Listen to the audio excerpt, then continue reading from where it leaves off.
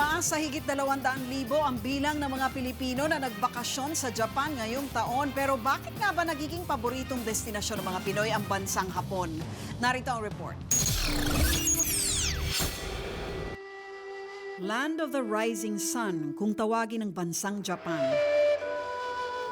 Kilala sa mayamang kultura, dekalidad ng mga infrastruktura, at makabagong teknolohiya. Kaya naman hindi nakatakatakang maraming Pilipino ang pumupunta rito para magbakasyon, lalo na ngayong holiday season. Sa pag-iikot ko rito kamakailan lang, hindi na ako nagtaka kung bakit paboritong puntahan ito ng mga Pinoy.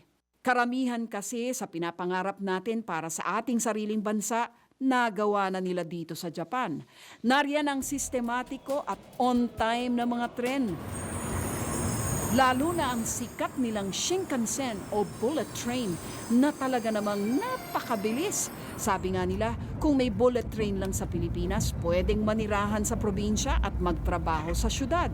Sa Japan, napakalinis rin ng paligid. Habang napreserba nila ang kanilang mga makalumang tradisyon na nasisilayan sa kanilang mga templo, nanguna rin sila sa takbo ng modernisasyon. Dahil dito, matatagpuan din ang mga sikat na theme park tulad ng Tokyo Disneyland at ang bagong bukas na The Wizarding World of Harry Potter sa Universal Studios.